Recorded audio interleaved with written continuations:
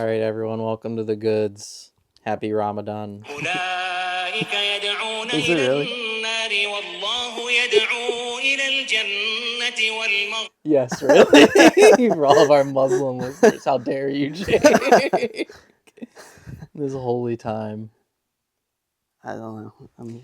I don't know anything about it. Yeah, me either. I know it's apparently People sick. fast, right? Yeah, I think you have Or to. you can't eat certain You things. can't eat like while the sun is shining, I guess. So people like eat a lot at night, or that's why they wake up at like 4 a.m. during Ramadan to eat. What a crazy way to celebrate! Like Yeah. Christmas Day, it's like people normally like sleep in and eat a bunch and like don't care. And, There's like, other fasting though, isn't there? Don't Catholic. What is like Fat Tuesday? What's the thing? I Or have no Ash idea. Wednesday? What's the thing where people you ever see people with like ash on their forehead? Yeah, I think that is something to do with fasting as well. I think I they know, fast for like a day. yeah, during Lent you have to give Lent, up that's what it something, is. but like Yeah. I don't really know how much of a form. And most of the time they cheat. And like, I'm not gonna eat the hoagies this month. I'm not Yeah. eating potato chips. Is Like, Lent what the one fuck? with no meat too? Where all the fast food places have fish sandwiches all of a sudden? That's that for Lent? Passover, Passover. I think. That's Yeah. the But maybe Jewish also one? Lent. Yeah, that's the Okay. Jewish one. Yeah. I don't know. I should know more, I We guess. should start a world history podcast. Yeah. That would be amazing. How's your week been? When's the last? We did one 2 weeks ago, right? Yeah, 2 or 3 weeks maybe. I don't know. February went really fast. Dude, it's insane. I hate it. Like extremely fast, yeah. I know as we get older, it just goes fast anyway, but like especially this month was February weird. was crazy, yeah. And I handled winter really well this year, like Yeah, mental ditto. health wise, Right. until February started, and then like we had all these ice storms, like until to like a couple days ago, that yard was just everything was just ice because Yeah. it happened, and then it would snow on it, and then it would ice again. Like it never had a chance to melt. So There's so much goddamn mud on that hill. yeah, it's a fucking mess now. It was really depressing. Just I'd rather have snow than ice. Yeah. Is everything good? No, it's fine. I'm just making sure. Yeah, I also did a surprisingly good job mental health wise during the winter. It went pretty quick. Yeah. And I'm like, this is great, and it's gonna be like spring soon. But then February hit, and it was a rough one. Last winter was my first winter being sober, and it was a little rough, but this was No, pretty I chill. think it's better being sober, honestly. Like, I don't know. It still sucks when you do get depressed, but like overall, I think I'd handle winter better. Yeah, it's a little bit easier to like pull yourself out of it when you are sober and not just like dwelling on it or wallowing and Yeah, and being hungover and shitty. Yeah. It was good, but I'm definitely, I'm just ready for it to be over with. I've been playing video games, which is always a sign of depression for me. Cause nothing against video games, but for me personally, it's like if I get into them, it's because I'm like avoiding. I just want a distraction. You know what I mean? So it really I is always the ultimate like recognize, distraction. because it's just, and like it is. They are fun, but I always feel like shit when I'm done playing Call of Duty all day. Like it's such a waste. Yeah, it's just depressing. So it's like Sunday scaries, just anytime you do it, where it's like, oh, I wasted a whole day. I could have done literally anything else.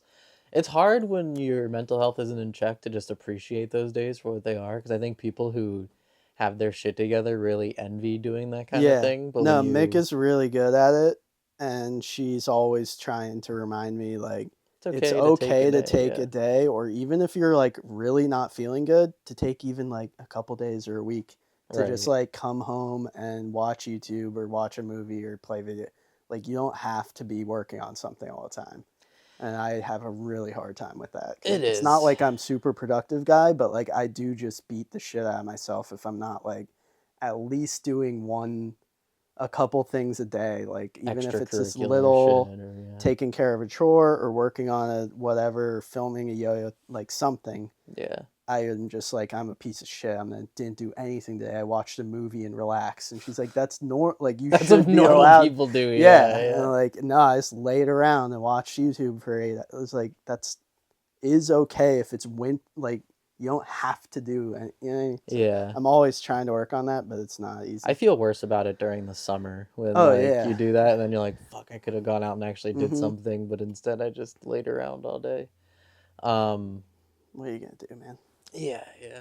Gotta be kind to yourself. I'm trying to get better with it. It is easier And like sober. when you're a small business owner, like you, even if like you sell a yo-yo, like then you gotta ship it or package Mm-hmm. it. It's like you're not really making money unless you're actively going to do something. Like if you go to work, like yeah, you have things to do and you're continuing to work and like working for your money, but like when the business is totally up to you. So if you're not doing anything, it like kind of Right. compounds that guilt where you're No, and like, fuck, I could have been doing anything else right I now. got multiple notes of like ideas and lists of stuff I should do. I've been wanting to redo my website for 2 years now. Like, Yeah. so I always have something to do. That's the thing Oh too. And yeah. like, but Me and my getting myself to girlfriend do were it. talking about that this week where it's just like she was like, you come over here and then like you're here for like a week and like it's great and I love spending time with you, but like you're so much more productive when you're home.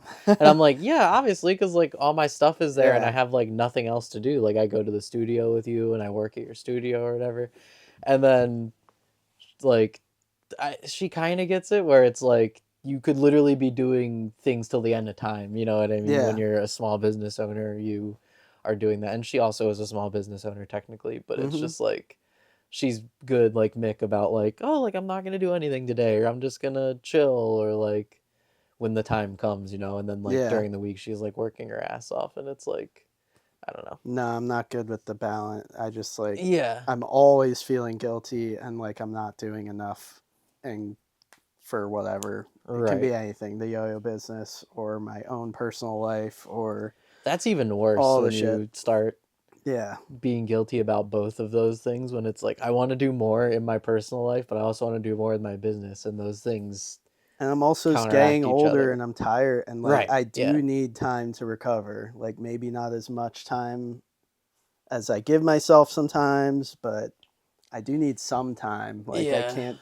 just be nonstop I go. really give our parents a lot of credit in that way because, like, I feel like when we were kids, they were just like constantly doing stuff for us, taking care of us. Yeah. You know, at a certain Yeah. age, when you're like 7, 8, 9, and you start getting into your own shit, then it's kind of like you're doing your own thing. It's a little bit easier on them. But like, yeah, for a decade after you have a kid, it's just like you're constantly like their form Yeah, of that's your entertainment. life. Yeah, you're doing everything for them. It's and then I just don't know how you muster the energy to do such a thing, you know?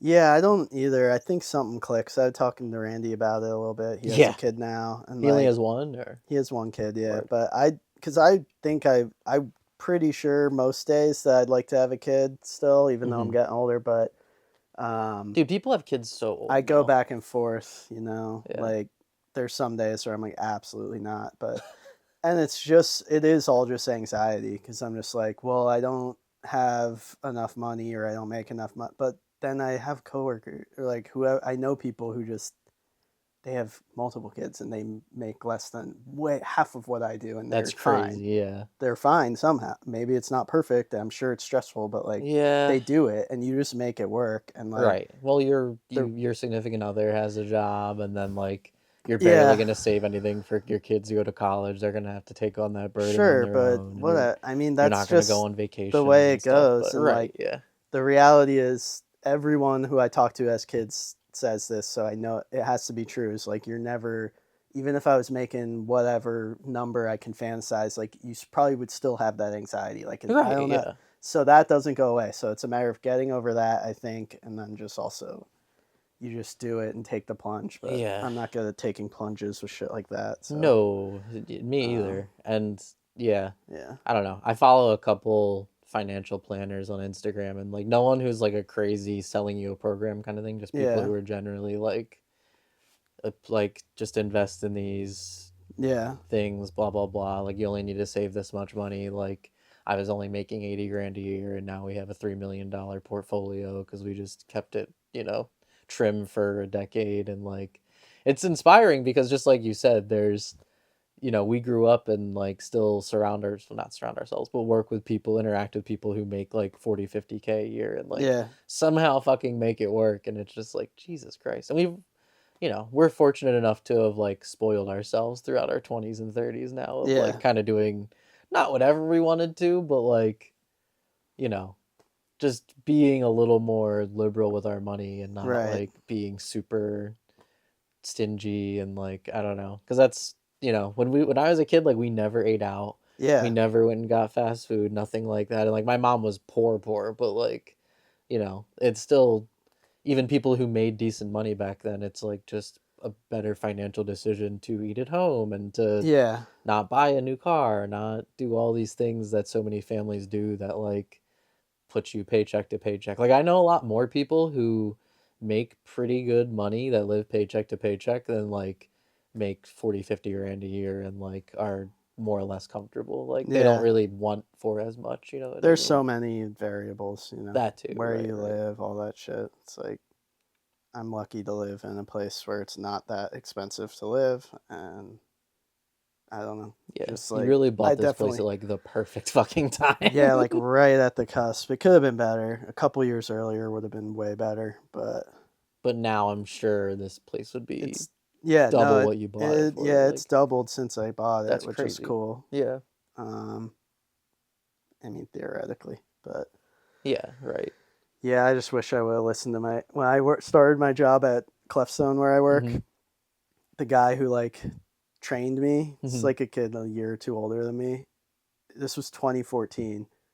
Told me all about Bitcoin, and at that time he owned like 20 Bitcoin. Holy shit. I'm pretty sure he sold a lot of it a little too early, but I think he's pretty much set. That's I haven't talked to him in a while, crazy. but He still yeah, works there or no? no, Oh, no, no. I don't know if he works at all, but okay. um, yeah, I just wish I would have listened to him. But at the time, it's all hindsight Dude, bullshit. Charles Schuler At the used to time, tell us the same I was making thing. 10.50 an hour when I started there. So it's Right. like When you're he was making like, "Yeah, Bitcoin's like $250." I'm like, "That's fucking crazy. You're spent for a full Bitcoin or Yeah, whatever, right. $400, whatever it was then." Yeah. And so like the reality is I was making $400 a week. Like I wasn't going to really Spend get half any your kind of check. chunk. Right. But like I just wished someone back then would have fucking explained it like an investment. Everyone I talked to was just like, "Yeah, like it's like digital currency and you can buy stuff with it online and like eventually you'll be able to buy everything with it like pizza or a car."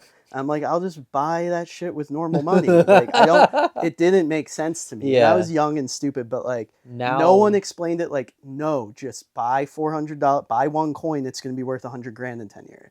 yeah. No, and they didn't know that, but No, like no one no one knows. explained it like an investment. They all explained it like in fucking nerd speak that made no sense to Yeah. me about like buying shit on Silk Road.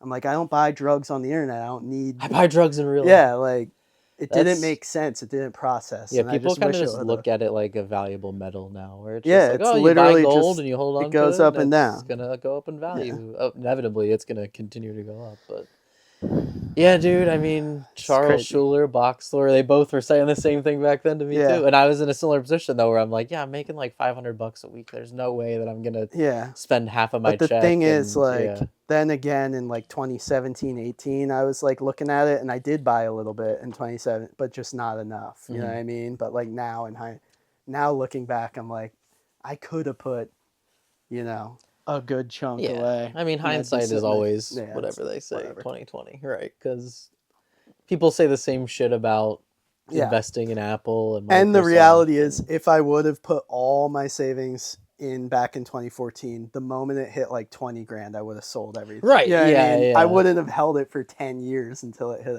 There's no way. I know yeah. myself. I would have cashed out. I would have had 30 grand. I would have spent it all on like whiskey and dumb shit, whatever I was Bought a into. mobile home. Yeah, Like I'm cool living here forever. It's yeah, fine. a boat.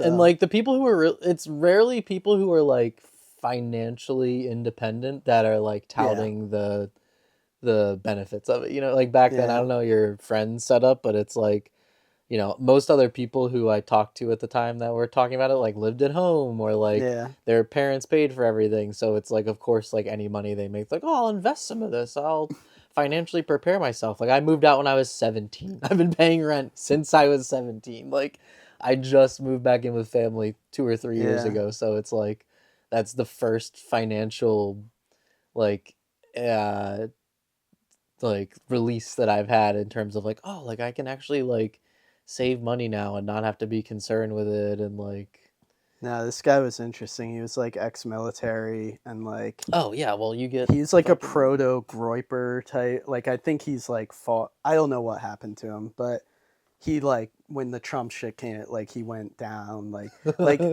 public facing, he was chill, but like he had like a dark online identity. Yeah. That like Oh was. my god. It was crazy, and he was like real early with like Rogan and like all this weird shit. Holy like, shit. He was a real interesting dude though. That's crazy. Speaking of spending a boatload of money, one of the questions today was why didn't Goods 39 come out, or like because we put up the question thing like a week ago and then oh shit, yeah, literally that was like 24 hours before my car shit the bed. Yeah, we had to cancel, but we still have all your questions from back then. Oh wow! Or I do. I screenshotted them. So. I don't think I even put the thing up. I think it was I just don't think you did. It was just like a mega fan that asked that. But yeah, I ended up spending the new catalytic converter was $2,100, like with the labor and parts and everything. And then I was driving it home, worked all the way home, everything was fine. I got home and then the same problem started happening again. And I was like, what the fuck? Because like the only error, I tried to like do everything I can in terms of like what I can fix with the car. Because if you just watch a YouTube tutorial, like 80% of the things that you need to do are pretty easily fixable. But like the only error code that was coming up, and it's been for like 2 years now, is the catalytic converter. So I knew I needed one, but like I didn't, I've been putting it off, and I just figured like it finally shit the bed. And my car was just like stalling out, like middle of the highway going 60 miles an hour, suddenly like boom, and then like the car would start slowing down. So dangerous. Yeah, and then I have to like pull over, and then like my power steering would stop working, so I gotta like really stop really quick. And then like turning it back on, it would start misfiring occasionally, but ended up being the crankshaft sensor. That's what was causing this specific problem. And that was like $120. Put that in myself, all worked out. Like car works great now. Check engine lights off for the first time. So you replaced the converter for no reason, or no? That was definitely still a problem. Still a problem, but it wasn't totally. And it wouldn't have passed emissions, which I got to do like sooner than later. Yeah. Like I got an extension to like July, but well. And then like my Volkswagen, the guy who's fixing that, I put another $500 in to fix that. So it's like, oh, $3,000 on my car real quick, all good. Yeah. They get expensive. That's how it goes, bro. Yeah. I spent $800 on tires a couple weeks ago. God damn. And then last week Beryl he has a little bit of like a bladder infection going on. That was a cool $750 vet visit. I have another one tomorrow. It'll probably be the same, hopefully a little less. See, you guys, a little arm shave to have blood drawn. My little guy. He's worth it. I'm not complaining, but it's just like random shit like that. Oh, dude, it's always hard, sucks. Yeah. Big time.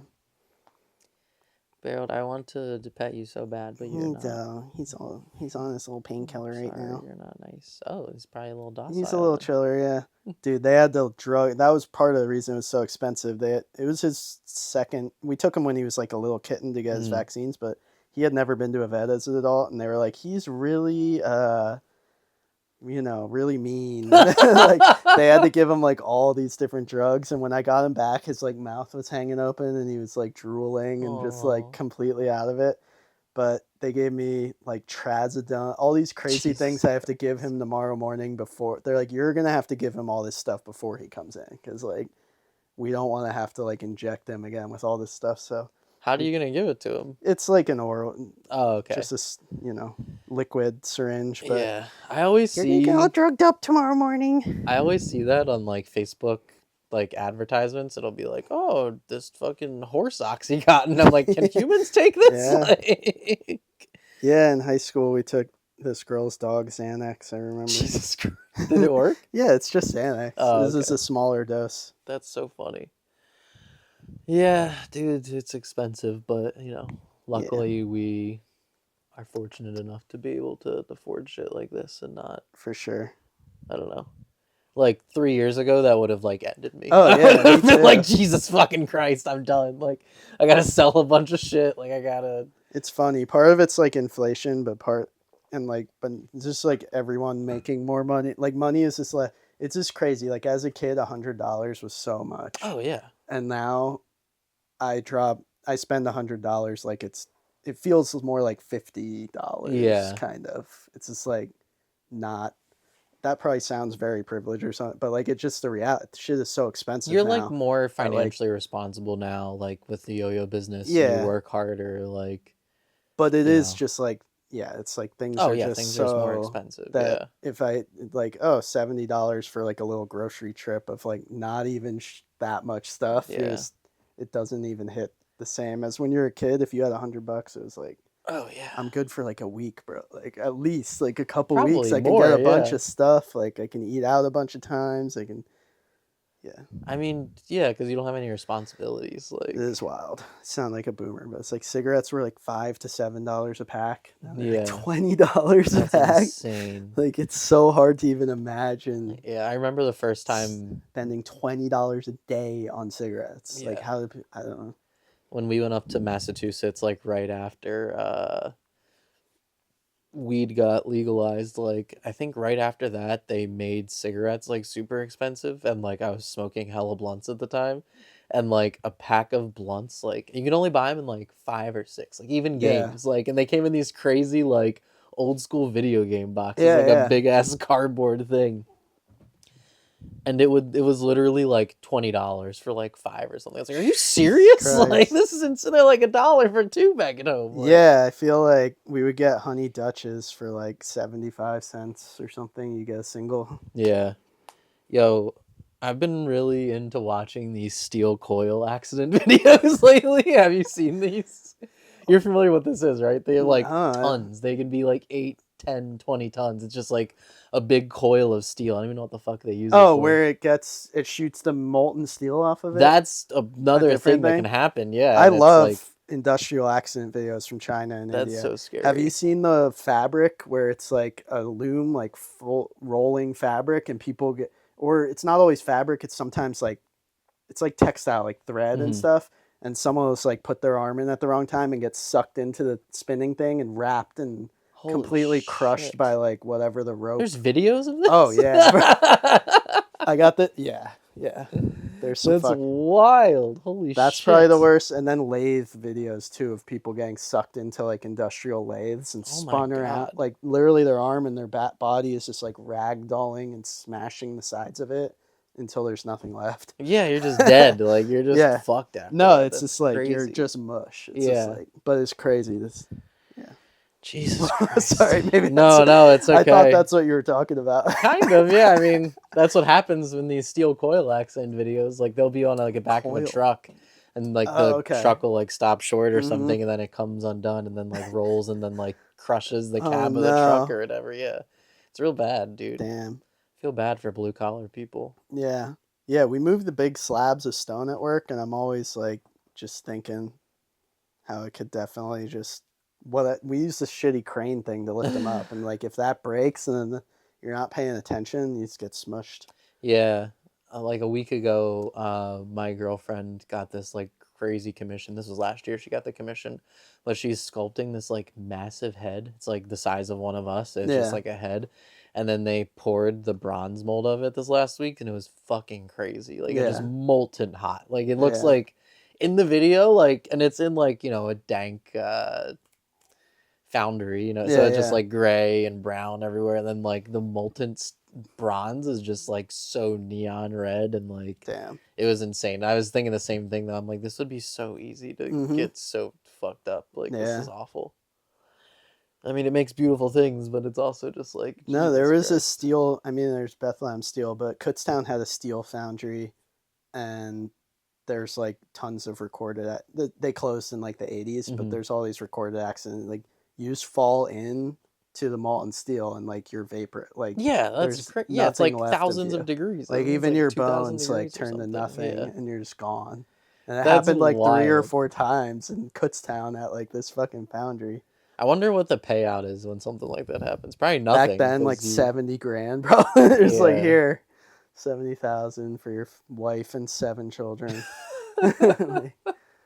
I went up to this to Shenandoah, Pennsylvania, to do a yo-yo demo a few years ago, and it's like a tiny coal town. Yeah. And it reminds me of like that Roger and Me Michael Moore documentary. Yeah, it looks like The Detroit. coal like, towns are insane, bro. Yeah. There's so many good ones around here. But somehow, like, I sold like 130 yo-yos or something in a school in that week. Yeah, it was insane. I was the like, coal wow, miners make like decent money if they're still an active mine. Some of them still have mines. I think there is like 1 or 2 active mines in town. The ones that don't have any active, they're just like super desolate. You just go there and smoke meth and do it's like a lot of meth. Have you ever used chapstick on a yo-yo? On the bearing? Yeah, you ever do that? Yeah, I've tried it. When I did it, I guess I used too much. It just made it like super responsive. Oh, really? I know you're supposed to use like the littlest bit. Yeah, you just need a tiny all that bit, shit. Yeah. There was people saying olive oil, which is fucking gross because that shit olive goes rancid. Crazy, like, just use thin lube, or get trumpet valve oil off Amazon and you get a jar this big for $6. Oh, they sell it that big? Well, you know what I mean. Oh, like yeah, a like little the big container. Like, yeah. That's all thin lube. I just use thin lube. I have thin lube, so I've never felt the need to use like non-lubricant items. What about on your lips? How do you feel about chapstick? Oh yeah, I use it. I use Burt's Bees, but I get the Ultra Moisturizer. It's so soft, dude. It's like the nicest, softest chapstick. I'm real autistic about those sort of people say the feelings. The main brand chapstick, the black, they're like, oh, it's just fake and it gets you addicted. It does. It makes your lips more chapped. That's like the conspiracy, but I don't really think that's true. There's a brand that like chapstick brand chapstick. You know, it's like black and white tube. I just always heard people saying. I just don't think there's actual moisturizer. I think it's just petroleum jelly. Right. Like, so you're just covering, but like it fixes your chapped lips, which is the point. Like, yeah, your lips are gonna get chapped again, but. I need some because I went on a 20-mile bike ride yesterday. Damn. Yeah, bro. That's sweet. I rode all over the city, but like, it fucked me up. Like my list, like I've been nothing but hungry for the last 2 days. I burned like 1,100 calories or something insane. I wish I could ride a bike around here. Yeah. It's too dangerous. Same thing in Delaware, Maryland. It's like there's literally nowhere to ride a bike. It sucks. I love riding a bike. Yeah, it's really nice. I was going to get one last year. I'm like, then I have to get a bike rack for my car, and then I have to drive somewhere to like, because there's like rails to trails and like there's stuff to do, but I want to just be able to get on my bike and like go to the store, but you've seen the traffic around here. It's crazy. Bro, you gotta move to Philly. Yeah. I'm good. Go Eagles, though. That was awesome. What's that? The Eagles Super Bowl. Oh, yeah. That was incredible. We haven't talked about that yet? No, it was our last pod was right before the Super Bowl. So really? Yeah, it was like a month ago, man. Damn, that's crazy. That was amazing. I watched it twice. You watched it twice the whole game? Yeah. I love it, dude. Like it's a fucking Ali fight. Yeah. You're just like, run it back. Yeah, it was incredible. It was a good game. It was so good. If you're an Eagle, like it doesn't get any better than that. Yeah. And it's like, it's so Philly in terms of like, you know, we beat out, like the last Super Bowl we beat the Patriots, those are also like a dynasty team. Mm-hmm. So like, it just, Philly isn't supposed to like win like that or succeed. And the fact that they did so well and like so funny. The game was as good as it was. Yeah. Like I was seriously till like the last minute and a half, 2 minutes though. I was like, this could still go so wrong. Yeah. Like in the party I was at, I was like, world champs. I'm like, you guys don't know. Like I'm a few years older than all of you. I've seen this we remember and burn multiple times. That Falcons Patriots. The McNabb year. Yeah. No, he could have, but it just got even better. It kind of did go downhill toward the end of the game. Like, well, the reason for that is they took out all the Eagles starters. So like all the touchdowns he scored except for one. They're trying to preserve them or whatever, but still, they just wanted to chill and celebrate. Like it was kind of a baller move a little bit. It is, but it's like it could have been an even more legendary beat out than just like because it would have literally been. But that's the meme now. It would have been 6-41 or whatever. Yeah, it's insane. That's the real score. Everyone said because the other 3 or 2 touchdowns or whatever you got were against their second string guys. Like they don't count. And it was so like watching the game when those happened. Like they happened so easily. You know what I mean? Like when the Eagles defense was up, like. The Chiefs couldn't move anywhere, but then like every time, like you said, the second string people, it was like when they started talking about the second string quarterback, I'm like, why are they doing this? Like this is awful. Like they could probably score again if they hadn't. They knew, man. Football is weird like that. They just do shit to like end game. If they know they can't possibly be beaten, they do the QB kneel and all that crazy stuff. To me and too, like, yeah. I'm like, keep going, dude, score more. But they know like one bad thing could happen. A dude like breaks his leg or whatever. It's just like, and then he's fucked. Yeah, and then everything is fucked. So I do get it from that perspective. It's like literally a billion-dollar franchise that it's like, all right, we gotta make sure that these guys are okay. That happened one year at Nationals with Jake Elliott and I. Like, yeah, he was like, it was 2014, and like he just fucked up a couple times and had like a restart or two, and then just like, you know, when you're watching someone yo-yo and their posture just suddenly like shits the bed, they go from like being locked into just like, like that's what happened to him, and I was just like, yo, he's really gonna give up that easily? Like I could win. This is crazy, and I did, but it was just like, I couldn't believe that he did that, because it's like anyone with knowledge of how it works knew that he was still probably ahead by a lot at the time, and then just kind of let it all go. Jake Elliott, kicker of the Eagles. Yeah, that was also funny seeing that. I was like, wow, that's really, really fucking funny. Gotta send him some yo-yos. I want to talk about something kind of serious, Jake. It's not a joke. I don't know why you're laughing right now. It's like, you know that everything I bring up is so non-serious. And that thing is stolen yo-yo valor. Oh, shit. I don't even know what that means, really. It's a funny concept. I feel like a lot of people do that. Well, it's more so, I guess, like the opposite of what I was just talking about, where it's like, oh, I would have fucking won if I just did this or that or that. And it's like, most of the time it's from players who like definitely never would have done those things or like never would have had a chance. Or like when people are like trick claiming, you know what I mean? That's not exactly stolen valor, but it kind of gives off a similar feel where it's like, I don't know, like a weird taking of credit for something that like you're not doing it right now. So like, why are you feeling the need to like put that out there? Like, I did this first, and you're like, all right, bro, that's cool. Like, you're still not me, but like that's fine. Like, this is like unrelated, but it's funny when yo-yoers are like kind of passive aggressive when you like show them something and then they're like, oh yeah, that's a fun one, I've done it. Like, that's crazy. That's definitely so happened. Much, though, where it's like, dude, just give me the like, nice, that's sick, right? Yeah, you're like saying in so many words, like, yeah, I do that all the time, I've done it before, and it's a fun one. I'm sure I've done it too, so like unknowingly. No, I'm sure I have too. Yeah. But it's never been like with malice of being like, cool, bro. It's always like, oh yeah, cool. It's very funny. Like, it's just something I noticed recently. There's a kid at Yo-Yo Club that comes now, where like every Yo-Yo Club be like, hey Tyler, can I teach you a trick? And I'm like, I'm good, bud. Like I really don't need to. And like, you're probably not a great teacher. Like most children aren't. Like it is what it is. But also, at least like, he's trying. That's cool though. He wants to. Yeah, he like runs this yo-yo club at his school that I went to. It was actually like pretty cool because like at yo-yo club he's like very just a little kid, you know what I mean? He's like in 6th grade, I think.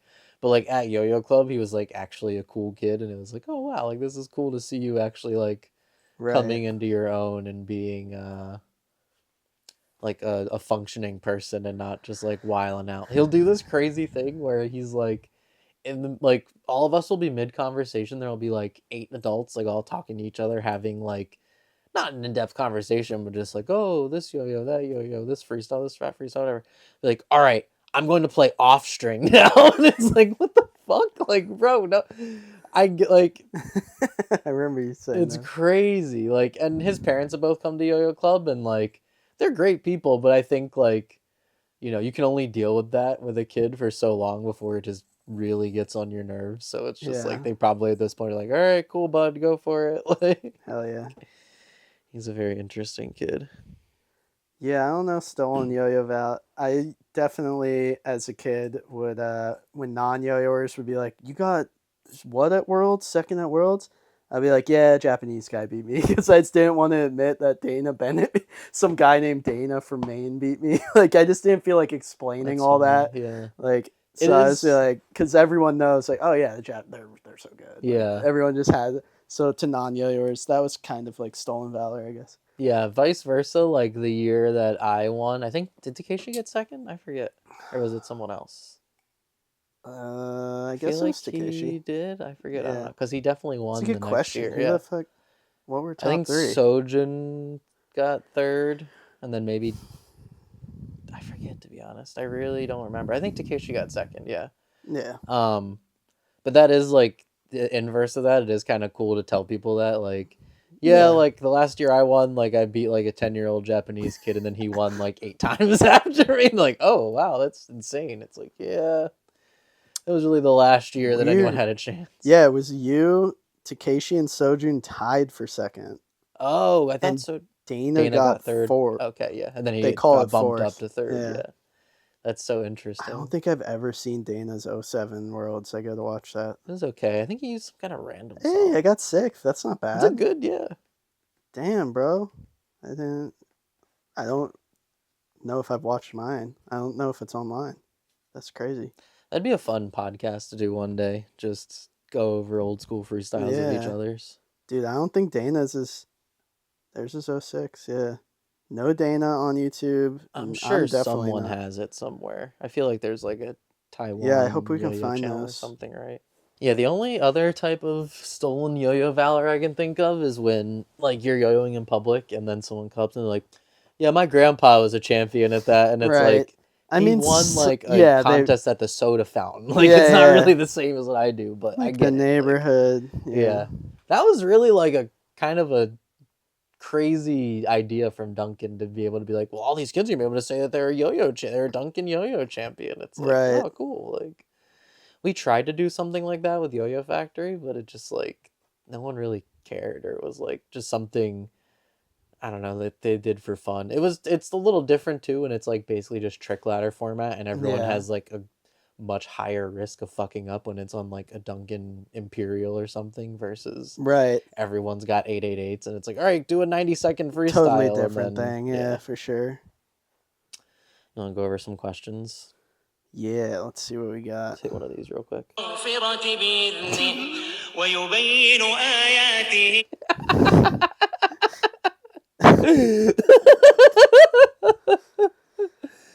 What's the worst you ever hurt yourself with a yo-yo? From Crazy Flint. Crazy Flint. I got stitches on this side of my face. My 2 front teeth are cracked. Damn. Yeah, they're not Teeth like sucks. fucked up, but they're fucked up, but like they're just, I'm sure, have you ever like used your phone light and done this? Not gonna do that. No.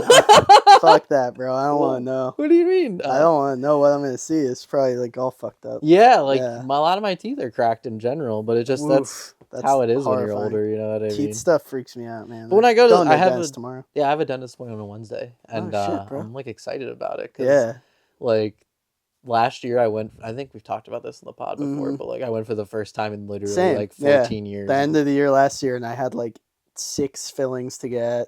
Yeah. And so now I'm all caught up on fillings. So tomorrow should just be a cleaning. Did you not need a deep cleaning last time you went, or? No, I got like a cleaning, and then they found all the things. They're like, we gotta fill this. I had to get a crazy cleaning. I had to get like a sonic, just got a deep cleaning where they like. Oh, I didn't do that because like my gums are really inflamed at the time, and like yeah, they had to use like this crazy sonic cleaner that like legit hurt when they were doing it, even though I was numbed. But like, bro, I have the receding gums. It sucks. There's no coming back from it. I'm just like, I got the sensitive toothpaste. I'm just a dumbass, and I brush like hard as fuck. I brush hard as fuck too. Yeah. And I got the electric toothbrush that like vibrates when you push too hard, but it's like a joke. Like you push even the littlest bit, it's saying it, and I just like. Have you ever read the instructions on those electronic toothbrushes? Because they say you're not even really supposed to do a brushing motion. You just like guide it along your teeth, and I'm like, how the fuck does that work? Like, I know it just. All of it feels wrong to me, but like I'm trying to preserve what I got left. But yeah, ditto. Since I went to the dentist, I've been like really adamant about like flossing every day, mouthwash every day. Damn, good for you. And I cannot floss, electronic toothbrush. Really? It's hard to. I've never been able to make a habit of it. I hate doing it. It's annoying, but it's like 45 seconds. And it all feels pointless because at the end of the day, all the problems are from me grinding my teeth in my sleep. Oh, yeah, I do that too. And like 10 plus years ago, I shelled out the whatever at the time. It was probably only like $600 for like custom mouth guard. And I fucking like lost it in a move or something. Oh, But God. it doesn't matter because I would wear it and just I'd wake up, it would be in my bed. Like it doesn't stay. Yeah. Even the custom one. So now they're trying to sell me another one, but it's like over $1,000 now. And I already know from experience, like it doesn't stay in my mouth overnight. You so can get like cheaper ones, but I don't know. Like I got the ones from the store but like, I spit them out because they're like, I don't know. So when I've tried it for a couple nights and it just felt like it was making my teeth shift. Like I woke up and my teeth kind of felt like out of place, and I was like, "What the fuck?" Like I don't know what to do about that, but it's crazy how bad it is. Like I'll have nightmares where I can't open my jaw. Fuck. In the dream, like it's like I have lockjaw. Yeah. But the reality is like that's actually happening. Like I'm clenching my teeth together and it's translating to a dream, but it's also reality. I wake up like, after I do that sometimes and it's like, oh my God, it feels crazy. Yeah. It feels like your teeth are going to break or something. It's just the way in the dream you feel like your teeth are going to shatter. Like, yeah, it's just so fucked up. Teeth are pretty durable though, all things considered. Yeah. Like, I got a question from someone that just says, how hard? Bro, so hard. Yeah. You have no idea how hard. I don't think I've hurt myself bad with yo-yo, just to answer it. I think I had a black eye like when I was a kid. I'm pretty sure it's snag. And I remember like going to school and people like laughing at my black eye. And I hit my head a lot when I was younger because it was like, just, I don't know, you're dumb and like young and not thinking about it. Drawn blood though, to be honest. But I feel like after you do that 3, 4, 5 times, you kind of get like afraid of it and you like can feel if something's off. So you're like, all right, I'm not gonna. The only time I've really taken a risk in those situations, like if I'm in the middle of a freestyle and have like a funky bind. I broke my toe when I was younger too, with a dark magic. Damn, bro. Yeah, I like threw it and like you know how you'd untwist yo-yo jams to. And it just like slipped out and it was like just throwing it as hard as you could right at your toe. It wasn't like a break. It was like a little fracture, but it like swelled up like crazy. I couldn't walk right for a couple weeks. Yeah, I've hit one. You were there at that Nationals when I hit someone else in the head with a yo-yo.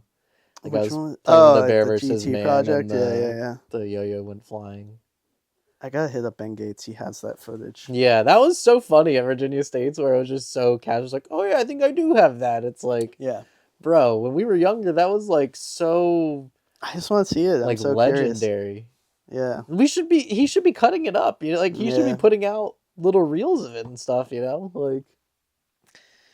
Do you have any other good questions? What's your most awkward encounter with another yo-yoer?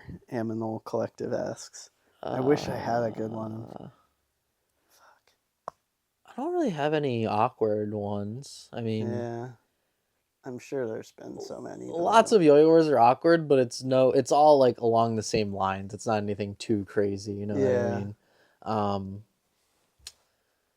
One time, well, this has happened a couple times now, where like I see someone like playing with a yo-yo and think that they're like not as good as they are, and then I go up to them and like try to gift them a yo-yo or be like, oh, can I teach you something or whatever, and they like actually are pretty good and know how to yo-yo. That's a little awkward. It's like, oh, okay, cool. Like that happened one time when Curdy and I were going out filming. It was really funny. Like this guy was just like, we were going out filming like in this pretty hood spot in Philly, and like this kid just like whipped out a yo-yo and started to like try to do like an open string bind. I was like, whoa, that's crazy to see someone just doing that they've never met or seen before. And I like went up and introduced myself. He had like no idea who I was. It was mad cool. Like, and then I like gifted him a bunch of yo-yos the next time, and I filmed a video of me like teaching him how to do DNA. It was pretty sick. Nice. Yeah. I'm trying to think of a really good awkward encounter.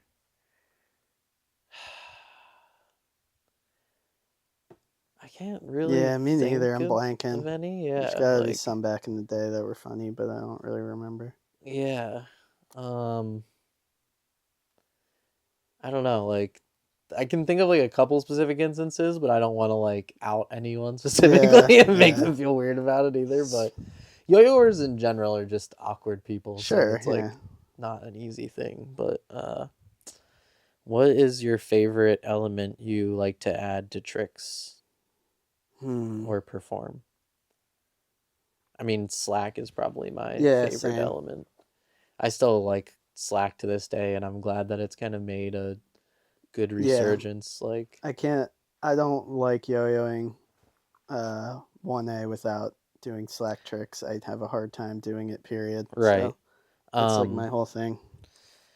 And I don't know, like the current meta isn't really exactly slack based, I feel like. Like there's some slack, but it's like a lot more hop oriented, and like people try to take advantage of zoning because like you can't really do like a bunch of behind the back slack stuff, or it's harder to accumulate points. But I'm not familiar enough with the current judging system, but I don't think there's any benefit at all to doing slack ever.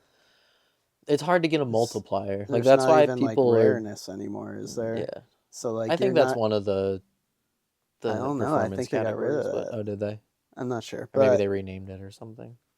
There's just like it's risky because of string tension, and then you're not getting any more reward than you would doing literally anything else. Right. I don't think so. It's just like pointless, which is crazy to me. But yeah, no, and I could be wrong too. No, the best way to score points now is like variation in zoning. You know what I mean? And it's like it's pretty easy to do that in quick succession when it comes to like whips or like doing all those hops and shit like that. I mean, whips are kind of technically slack, but Bergie was really, and Bergie kind of like just fucked the whip game up. Like nobody's done it since him, or they're still doing his tricks 7-8 years later now. That's crazy. Yeah, slack is probably my favorite. I've always thought slack, the best yo-yo tricks to me are the ones that kind of look like a sleight of hand magic trick, you know, where you're just like, how the fuck did that happen? Like, there's other ones that obviously are good too, but it's like, you know, just shit that kind of comes out of nowhere, and slack is like the best version of that just comes out of nowhere. Yeah, my favorite trick I've ever made is like a magic trick. The lands in a bucket. That's a good one. When you do it right, it's like, it really, I don't even quite understand how it happens, but I can't do it right now. I love that trick. Yeah, slack that's part rules, of, is that just a No, that was just a standalone, yeah. But did you do it in that video where you're wearing the America hoodie, I think? No, it's not that old. Oh, okay. Yeah, it's is it more recent? Yeah. Okay. But yeah, slack is, I got a similar question. Signature favorite elements you use in tricks. I was going to say the same thing for that one. Yeah, I just like slack. I mean, before I had like a pretty good 1A run from like 2009 through like 2011 or something. And I had like these grind suicides I was doing all the time that like I wish I just would have pushed it a little harder, because like I could have actually made some headway in 1A, and like I think I'm a better 1A player at this point than I am a 5A player, but like just at the time I wish I would have like taken the competition portion a little more serious. I think I could have did pretty well. I would do pretty well occasionally, like out of nowhere when I had like a good day I would get top 3 or whatever, but there was like a like a good year where you got like top 3 at nationals, right? No, I got top 3 at BAC. BAC. That's crazy. It was Yuki, Markmont, and me. Top 3 BAC 1A. Damn. That's a legendary Markmont got podium. second? Yeah. I'll have to watch that 2008, yeah. 2008. Holy shit. Yeah. That year, like, I got second or third at BAC, and then MWR I won 1A and 5A. And then at NER, I won 1A and 5A. And then that's crazy. I beat Eric, and then Eric won nationals that year. And that's my stolen yo-yo valor, where I'm just like, I didn't go to nationals that year because I was just being an emo kid. And I was like, I swear to God, like, I would have won if I just would have won. You know what I mean? Damn, like, bro. My life would probably be completely different right now. Maybe. I don't know. Yeah. I mean, yeah, who knows what the fuck would have happened. But I might even burn myself out even harder and be like, well, there's nothing left here to do. Like, yeah. That's crazy. Someone asked what my favorite edition of Supernova was. Probably the John Robb ones, if I had to pick, just because there's a lot of the incredible John Robb. Yeah, sentimentality behind it. The red and silver splash ones are always really dope. Like, people really loved those. And I really loved them too. I'm trying to think of any other. There were so many good ones. I mean, and that's partially because like that was my job at Yo-Yo Factory, was bringing yo-yos to the anodizer. So like, you made sure, yeah, and like, you know, Ben knew that the yo-yo was like going on a generational run. So that's why he like was like, oh, we're gonna do a mini version, a Delrin version, a Byron version, and a 6061 version.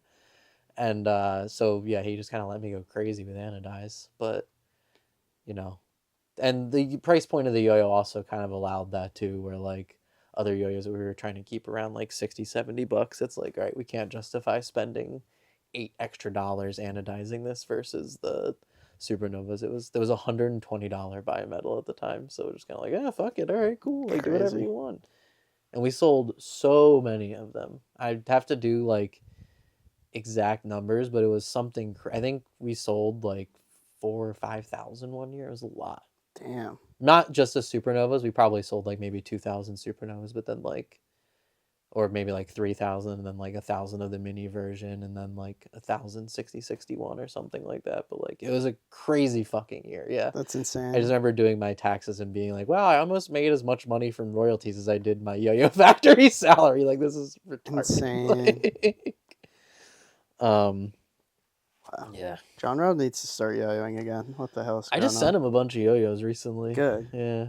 What the fuck, man? And I sent him some of the freehands. He's like, these are so fun to like do the tricks we used to do on them and see like if you can last till the end of it spinning. And I'm like, yeah, man. Good. I'm glad to hear. He's got 2 kids. No excuse, it's hard. Bro. Randy's yo-yoing again. Everyone's coming back, bro. You can make 10 minutes a day. I feel like it was very community based for John Rob. Like, as soon as it wasn't like he had an active place to go, like Mitchell's or whatever, he kind of just like stopped doing it as much. Like, that's fair.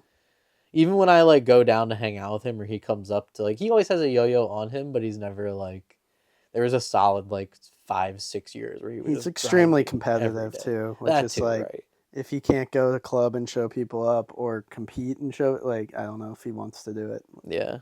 It's fair, but we all want you to, John. What the fuck, man? 5A needs you. It's in poor, sad state of affairs right now. Yeah. Discuss the dopest dye jobs you've ever seen from Alex Morton. Definitely Calico Joe. Calico Joe was amazing. Fingerprint ones. Did I ever tell you the Calico Joe story with me?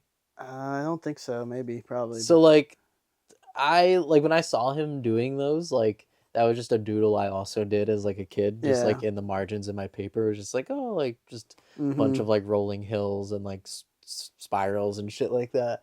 But so like I started dyeing yo-yos that way too, and I wasn't doing it for anyone. It was just for myself. Yeah. But it was mad funny because he sent me like, kind of, I should look in my email and see if I can find it, or maybe it was like a PM or something. But he sent me kind of like weirdly passive aggressive email about it, just like, hey man, like, this isn't cool that you're doing this, like, you should try to figure out your own patterns or whatever. And I was just like, I'm just doing it for fun, man, like, I'm not. And I was literally 12, 13, you know.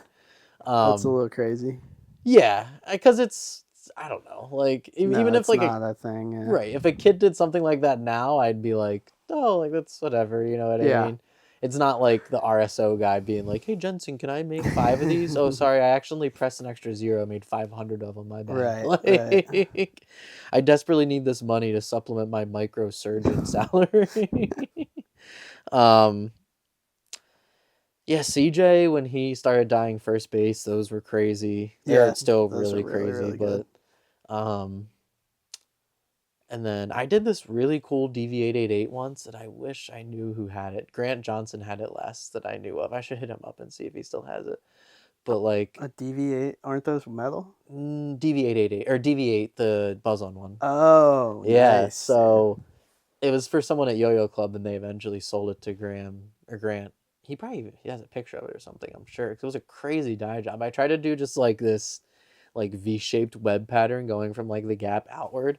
But like I got like the water way too hot or something. Like it just, like, I thought it was gonna be like fucked up, but like when I cleared the glue off of it, it made this like crazy waved pattern because like the buzz-on plastic is also really shitty. So like it just really saturated the plastic and like made the craziest. It's probably the best dye job I've ever done, and like I wish I had a photo of it or knew where it was, because I would gladly buy it back. Yeah, I'd love to see that. You said Grant Johnson has it? Yeah, the last I saw it, because he was like, maybe he was posting a picture of him selling it or something, but I don't know. What about you?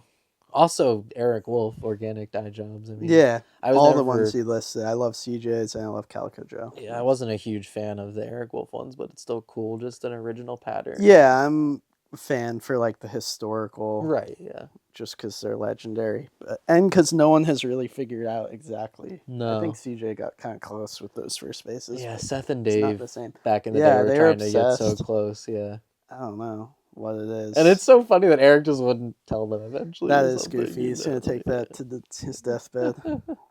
In the same vein, someone asked me, "Are stealing tricks really that bad from a thrower who likes to have fun and not compete?"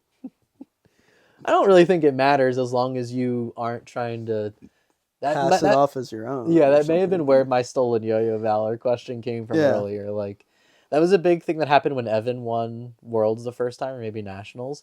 Was like he had some original tricks, but it was probably like 40 or 50% borrowed and like 50% original stuff. But it would be like the first 8 or 9 seconds of a trick would be a Kieran trick or a Takeshi trick. But then he went in, I remember, on his YouTube, and he like cited his sources, which is kind of cool, I guess. It is cool, but it's also, and I don't think he ever really tried to play it off like I invented these per se, but it's just like, I don't know, like, and you know, I feel like this current generation has kind of gotten away from it, but right after Jensen was really, really popular, like that was impossible to escape. Like everyone was yo-yoing like Jensen, and it was just like really crazy because like, yeah, it was just a wild thing to see. It was. Everyone. That would always happen when someone won Worlds. Like people would jack little bits and pieces of what they were doing. No, that little hoppy stuff really caught on though. Yeah, like people were just straight up trying to be him, and it doesn't. Like, what the fuck? I love Jensen, and at the time that yo-yoing was groundbreaking, but I watched that Worlds winning free. It just doesn't hold up. Yeah. Like a lot of it is completely pointless. Like I've said this a lot, but I definitely hurt some people's feelings every time when they talk about Jensen and they're like, he was so legendary in the tricks. I'm like, tell me what the best trick was. And then we go back and watch the freestyle and it's literally just he's got some cool body, the spinning around stuff, and as a whole and the vibe and everything, it was all right time, right place, and like that's really what he changed the most. And it did change everything and inspired a whole generation of kids. But the hopping I'm talking about, not the cool body spin or the whatever jumps, but like the hopping, double or nothing, and I just don't personally like. I didn't love it at the time aesthetically. I was like, that's interesting. No one was making the yo-yo move quite like that, and he's really good at it. But looking at it now, fucking 15 years later, it just doesn't hold. It's not something I would ever want to learn or do. Right, yeah. And I don't think anyone wants to do that. And even at the time, nothing's happening. Bouncing. Like, we all were pretty proficient players by that point, so it was like we were looking at it like, oh, that's cool, but like I'm not really killing myself to learn that like a Yuki at the trick time, or anything. From what I understand, it was literally he just was like, watching you're Yuki getting string Jesse, hits. Right? And Yuki and Jesse were just doing ladder mount and bouncing it, which is cool and totally holds up and every for some reason it does to me. It does, even though it's just as pointless. But he just made it like double or nothing and did it very clean to the music, and that was all new stuff. Like people weren't really caring as much about that stuff yet. Yeah, so he was ahead of the curve. And Yuki and Jesse stuff, when you watch it up close, like most of it is an actual trick. It's not just like him hopping it around for no reason. Even if it is just like mount to mount like or whatever. But it's because they're going so fucking fast. Right, you gotta slow it down. And the video is so low quality. If you see it in person and you ask them to like slow down, like Jesse, I would like see him do a ladder thing slower. Like there is intention behind everything, even if it's like, well, you could do it this, but like he's choosing to spin the yo-yo around twice to get an extra wrap. Like it is all like there's something happening. There's a rhyme and reason. Know. It's different to me. Yeah, the first time Yuki and Jensen had like hung out, but I don't think, or Jensen was kind of like very competitive, so it was just like watching Yuki from afar kind of thing. But right after he got on Yo-Yo Factory, that BAC 2010, it was crazy because like we all stayed at the same hotel.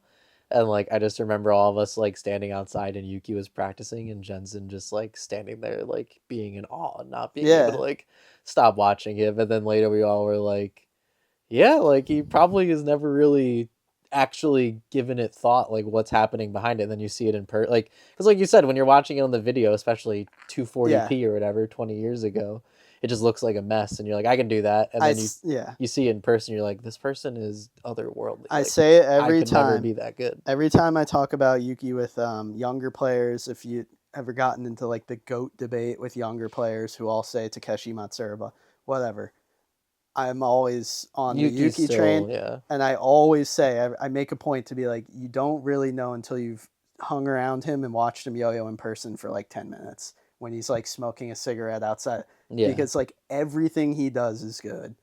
And his throwaway shit is better than most people's best shit. Yeah. And he will not like admit that. He's like, sometimes he's like, that's what, but like everything he's doing he has such complete mastery of it that like there is no bad day for him yo-yo. Right. Like I have bad days where I can't hit shit and my yo-yoing looks like shit. Yuki on his worst, like his shit is sick. Like it, and seeing all angles in person really like drives that home. You can't, videos don't do it. Like they don't. I was really fortunate to like hang out with him a lot from like 2009 through like 2011, 2012. And like, I got to just soak so much of that up and absorb it. And it was like crazy watching it in person and just like. Kids now would call it aura. He has that. Like when you're around him yo-yoing, just like seeing how he's moving it's beautiful to watch. Like it like so makes your yo-yoing feel like shit in a way, because you'll be like, I'm never gonna be that good. I'm never gonna look that good. I'm never gonna have that good. Just how he holds his hands, how he gets the yo-yo to move with so little effort, like, and the speed. Like his normal speed is like everyone fast. Trying, yeah. And it's effortless. And the fact that he has like a Jay-Z, Biggie Smalls approach where it's like he never really does the same thing twice. He's always switching up. It's like, I don't know how his brain's your brain can work that way, right? Yeah. Because like it's hard to even follow when you're trying to like yo-yo with like he'll show you like he's going so much ahead. He'll be like, well, there's like this, but then like I sometimes do it like this, or I'll do like.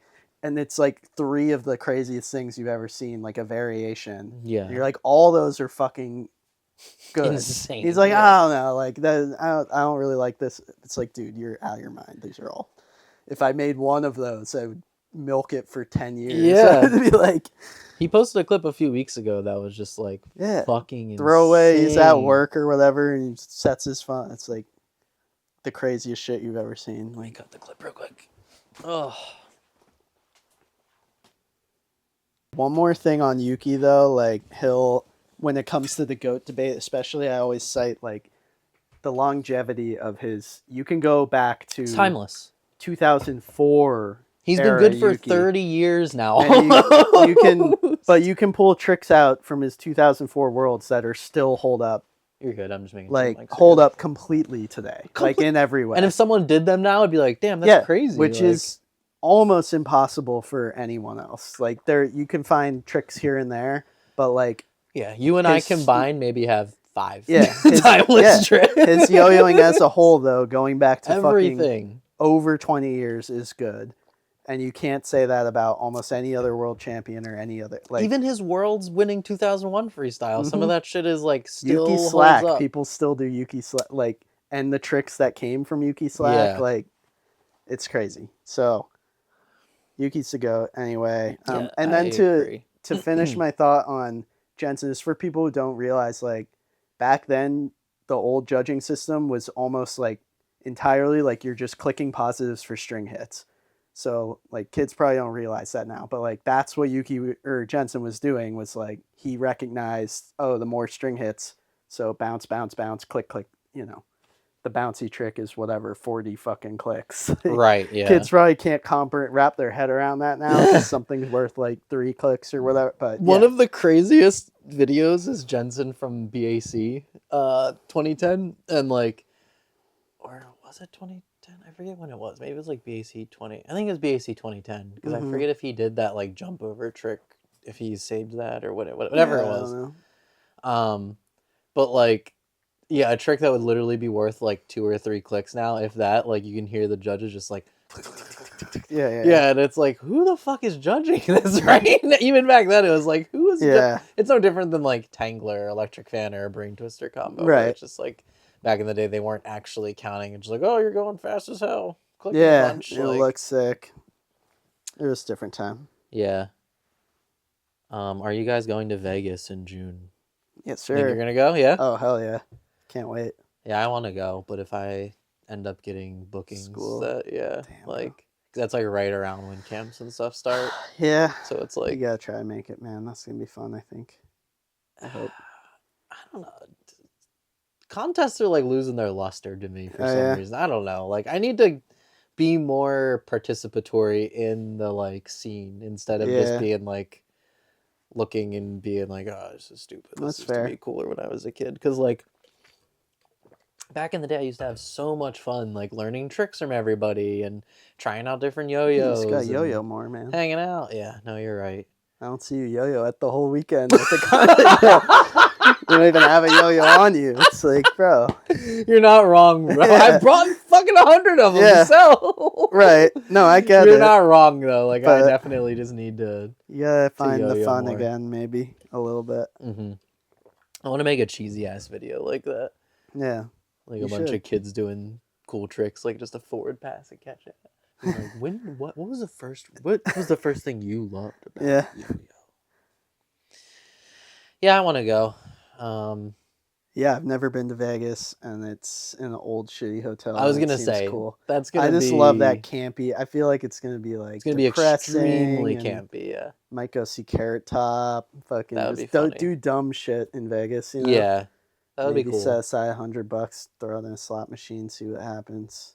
That would be funny too.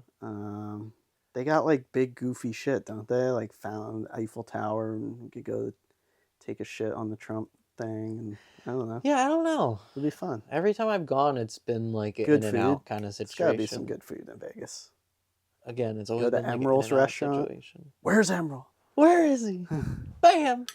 He's probably gonna die soon. He's getting up there. He's probably like 75 or 80 or something. What was your first impression of Jake when you met him? Same question for Jake.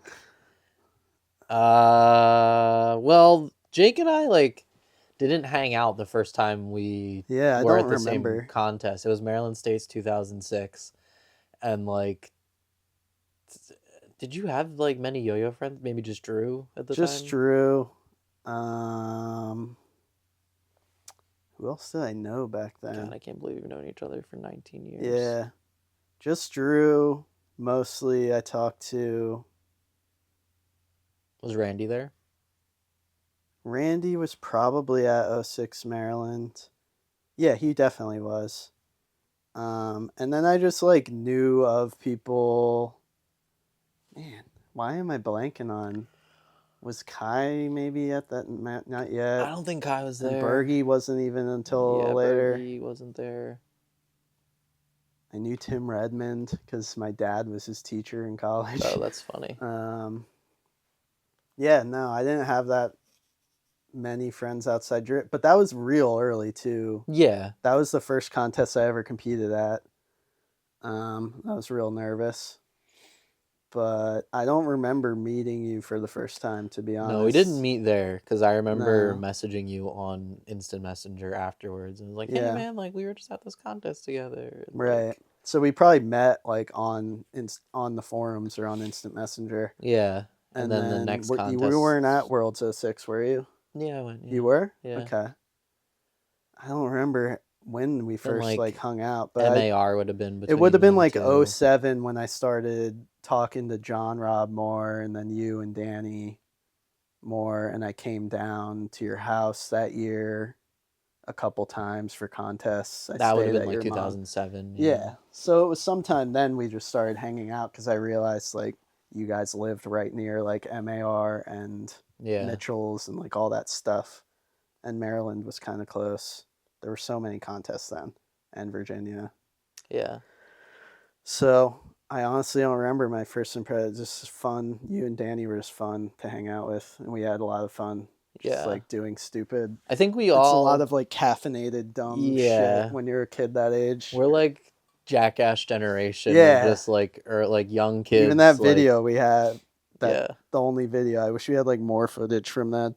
but it documents like the stupid. We just like drank Red Bulls and would put toothpicks in a lemon and throw it at each other. Like, it's just real dumb shit. Yeah, we also yo-yoed a lot too. Yeah, like, we used to yo-yo a shitload. Constantly, yeah. Yeah, it's crazy how much happened in that short amount of time back then too. Yeah, it's like 2-3 years. Because it really felt like an eternity from like 2006 to like 2009. That feels like 10 years back in the day, but it's like it was really like 3 years goes by so quick now, I wish I had more like distinct memories because there's Worlds is like a 4-day event back then, and I just don't really remember what I did day to day. But we'd stay up all night and just do, I don't know what, yo-yo mostly. Yeah, especially at the time, just like when you're a kid staying up until literally trying to stay up as late as you can every night for no reason. Or you'd yo-yo all night or whatever, but yeah, I felt the same way. Like, I just thought Jake was really cool. I thought he was really good at yo-yo. Like, we all did a good job of like feeding off of each other's like productivity or like what we were. You can just tell when you're that age too, like who's in it. I knew that I was like into this shit. Like, heavy. Same, yeah. And you can kind of, even back then, maybe if it wasn't conscious, you could tell the kids that like weren't probably gonna stick around from the kids who were like, oh, this kid like gets it, like he knows. We all gravitated toward each other. You and Danny and Kai, I could tell like, oh, he's like a nerd, a yo-yo nerd, like he's gonna be around. Fucking nerd. No, I know, like deep into it, like actually gives a shit and is actually putting in way too much time, like I am. And I think older yo-yo players knew that about us too, which is why we'd be cool with Yuki and Seth and all these people who like. They weren't hanging out with every other 13-year-old yo-yoer, they just knew that we were with the shits and like you can tell, knew what was going on. If you put in the time, you're gonna be good at it generally, with some exceptions, and we just all put in the time, dude. That's like all I did all day. There was also like a little more of a cultural gatekeeping back then. I don't mean that like people withheld the culture, but it was harder to access. Yeah. So like nowadays it's kind of the opposite, where like people will be more into the yo-yo culture, like the collecting and like just knowing random shit than being good. But back then, like they went hand in hand. It was like you got really good, but that also came with like spending a lot of time on the forum, watching all the new videos that came out, like. Yeah, it was really, really good times. And I was just a really shy, quiet, anxious kid. So I owe everything to like getting sponsored by Antio, because that just was like a cheat code to get in. Everyone started talking to me that. And I also like won some contests and did well. That helped. Yeah. But I remember like going from being incredibly nervous and intimidated by like Spencer and Seth, and then as soon as like 06 nationals, like after Worlds, when I did well, they were coming up to me. I remember Paul Escalar introducing himself to me and being like, you did great at World, like in your Antiochia's boy. Like, so like it was all done for me. I didn't have to like be nervous anymore. I was like, oh, all my heroes are talking to me now. So I was in. So I was very lucky that I was like good enough to like. Yeah, how did you feel about that when that happened? It was like kind of nice. Yeah, it was amazing. Yeah. I was just like, because that's what all I wanted was like to talk to these guys I looked up to. Yeah. But I was just very scared. I was like a nervous kid, so I let the yo-yoing do the work for me, and then they just all talked to me, and then I was still quiet and weird, but eventually I come around, and they're like, all right, this kid's. Like, I have a really funny Yuki story around that time too. Like 06 Worlds, Pat Cortero bought like 20 pizzas one night, like the last night at Worlds, and that was like the 06 Worlds. Yuki did so bad. That was his emo year, right? Like some great tricks in there, though, and still a great freestyle.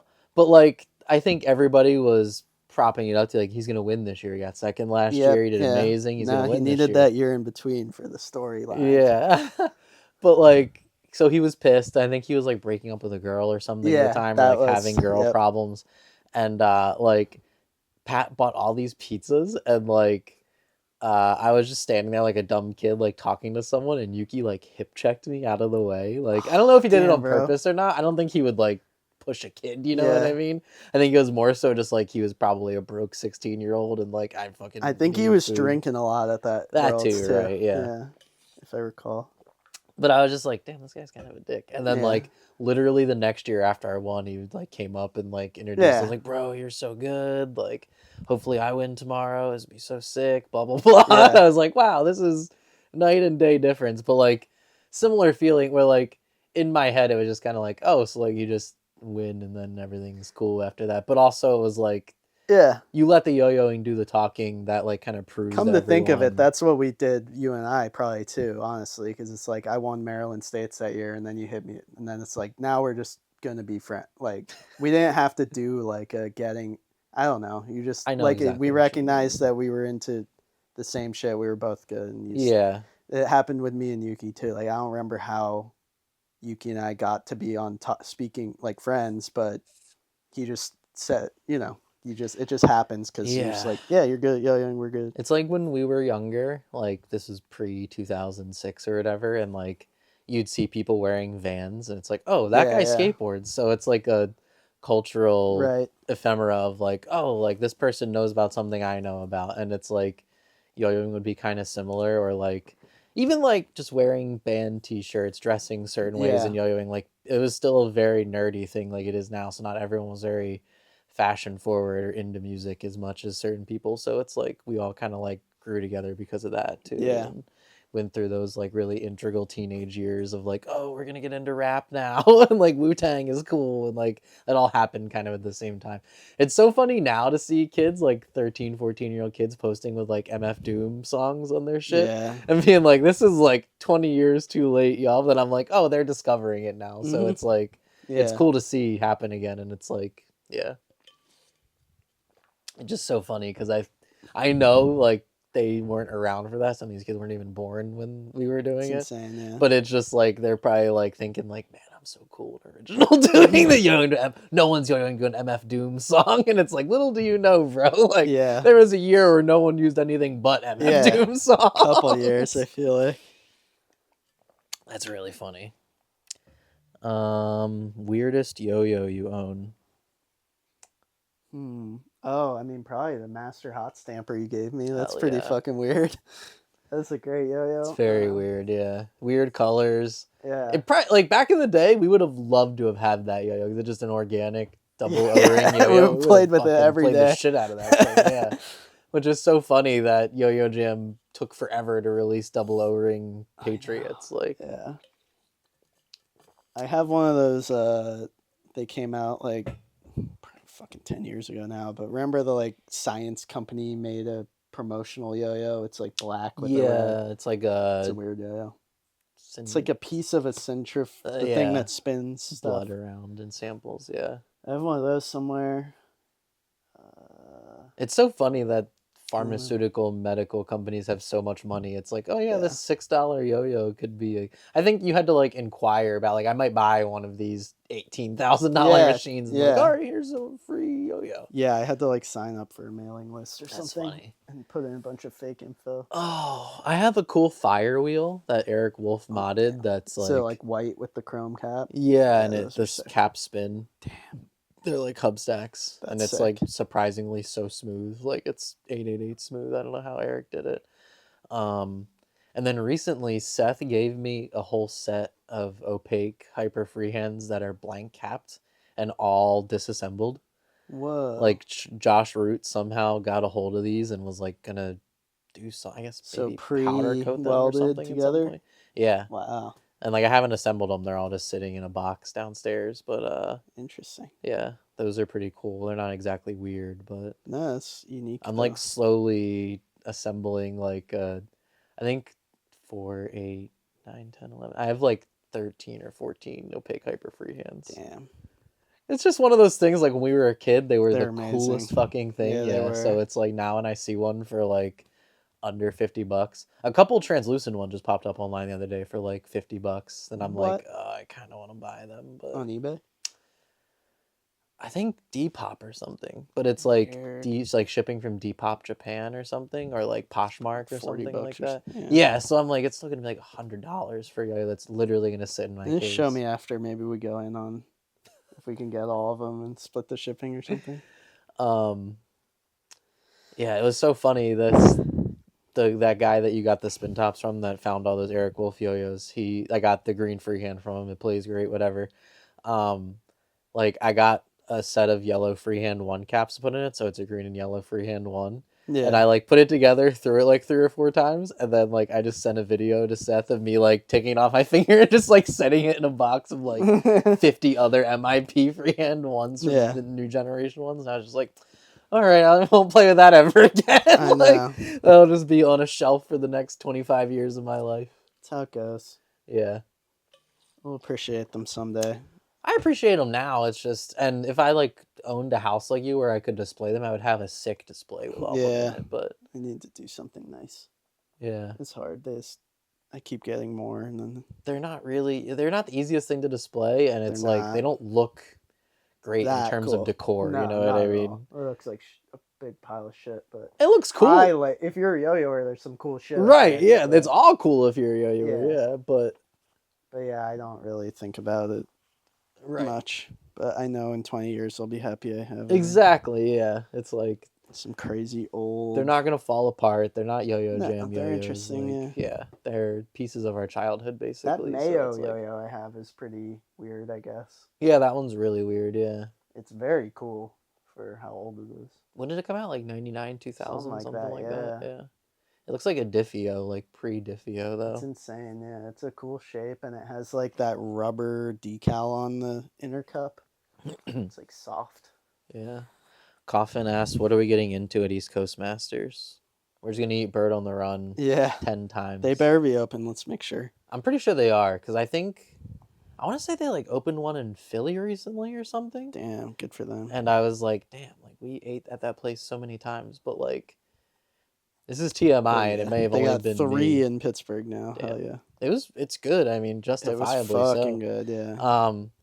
I don't know if it was because it was so spicy or because we were just eating so much food, but like, and I love spicy food. I have no problem eating spicy food, but like, bro, my asshole was like totaled after that weekend. Like, I legitimately had to put like baby powder on the shit for like a week afterwards because it was just fucked up. Like, it could have also been, I think at the time, I was doing like a yo-yo thing with Kai. Like I went to the contest beforehand and like did a tour that week. Yeah. So like that could have also been it. Just like, did you ever get like chafed real bad at Worlds when you were a kid, just walking around and like probably legs rubbing together and shit? Yeah, I have a really funny screenshot of like your asshole from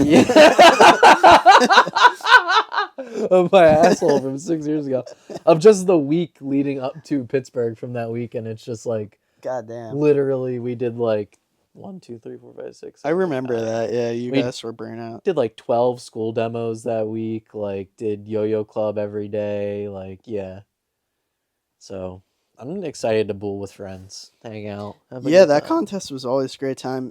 I wish it was still in the hotel, but it's in like a brewery now. So is this the third one they're doing, right? Yeah, I think so. One? Yeah, the brewery will probably be pretty cool, even though I think it will be. And it'll be cool to have like outside yo-yo spectate. I don't know if they can come in or not, but yeah, I have no idea. It'd kind of be dumb not to allow outside people to come in, especially people who are drinking. It's like that's prime people to spend money on yo-yos. Like. Pittsburgh's fun though. You can walk around. It's clean and go get hot chicken sandwich every day. Are they still? Do you know if they have the Andy Warhol Cause exhibit up? I have no idea. Cause. My girlfriend hates Cause. Like with a passion. I don't love any of that shit. Ah, damn! It ended like 2 months ago. Fuck. It ran for almost a year. That's crazy. You know who I really can't stand is fuck. God damn it! What's his name? Daniel Arshin. Because I also really dislike him. But... he's the most pretentious. Oh my god, I can't. Fuck it. He's like, his shit just sucks so bad. But anyway.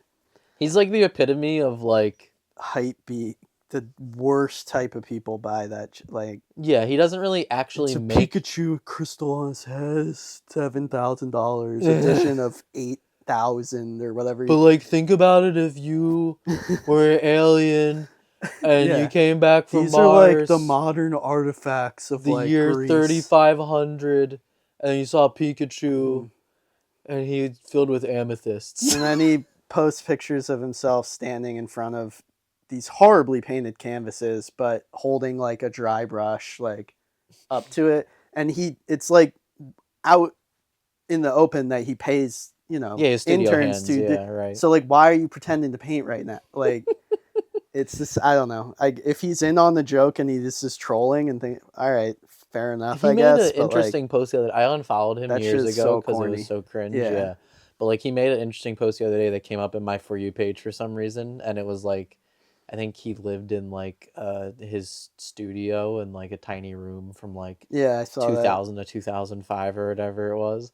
And it's even that, it's like, I'm sure it was still expensive. No, if you go in the comments, the haters are amazing, and they're like, hilarious. "Actually, your parents are do this and have this much money. Oh, really? Damn. And you got a full ride to here, and you didn't have to work. So like, I need to go back. You and can look pretend at the comments. go into any comment. Sometimes he deletes them or buries them, but like, people explain like, no, you never had it hard. You were very lucky, and like, you had patrons from Jump who were giving you money to live off of while you did your fake grifting bullshit. So I hate when like people obviously like artist statements are so cringe, but like he's like the kind of guy that's like, I don't even want to say good at them, but like that's kind of what the art is, the actual artist statement, where it's like the art should speak for itself. It's not like you having to explain why like this idiotic piece of pop art is so cool and why it justifies said price tag. It's like, it was kind of cool when he first started doing it, but like even then it was like, this guy's kind of a douchebag, and then it very quickly was just like, this is fucking horrible. He just seems like a douchebag. He's way too much money, but teach their own. Do you have any questions? Let's see.